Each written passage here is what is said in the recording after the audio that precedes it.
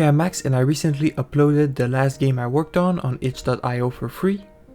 I might go update it one day because right now it's not very good, but before that I wanted to try an idea I've had for a while, and that is a game where you are the monster and you use good movement and powerful spells to defeat hordes of human enemies. I thought it would be pretty original and fun, so I decided to give it a shot. First, I needed a map to test my features on. There was a cool Asian village map for free on the marketplace, so I added it to my project. Then I immediately started coding. I already knew I wanted to have a talent system in that game, and I had just coded one for my previous game, so I was able to remake it in a slightly better way for this game pretty fast. Then I absolutely wanted to have a lot of mobility in this game. Moving around freely is always fun. So the first thing I did was to make a bunny hop and a wall run mechanic. The wall run was the most difficult one. If you were the one in high school that said you would never use Vector's cross products, well, you were wrong, at least for me, because I had to use them. The bunny hop makes you go faster and have more air control after jumping multiple times in a row, and the wall run makes you run on walls. Next, I wanted to make the model for the player. I had a cool idea of making the player have a floating hand, so I could make the hand move around for different spells. So I made a basic hand model and then added a few spikes and an eye in the palm of the hand to make it obvious it's a monster and to make it more scary. I also added a few cracks to light it up and then started making the skeleton. I decided to make an inverse kinematics for each finger, which makes it easier to move and animate. But apparently I messed up some settings, so it doesn't look that good. But still, it's a lot easier than moving each bone individually. So I made a few animations to test and imported it into Unreal Engine 5.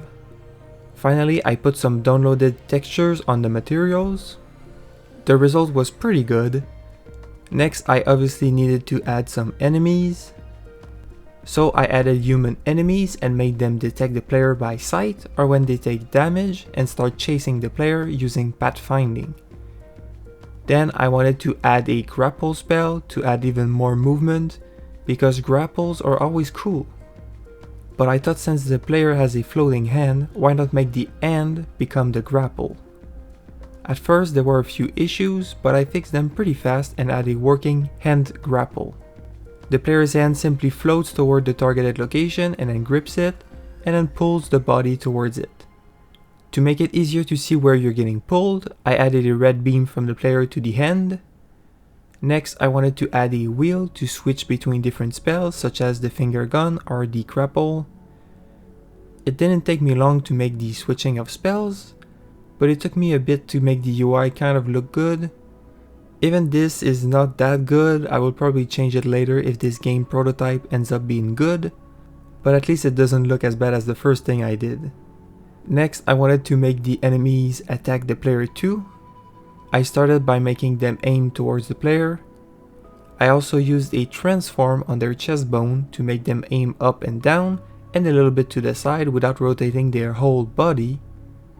Then I made them shoot at the player every second and deal damage. I also added a shoot trail like the player has, and I added a health bar for the player on the UI. The biggest problem to fix at that point was that the enemies always damaged the player even if he wasn't in sight or very far away. They would never miss and they would even show through walls. So I made them only shoot at the player when he is in line of sight, and then I made the enemy's accuracy decrease the further away the player is. But now if you're not moving and you're far away, they shouldn't miss that much.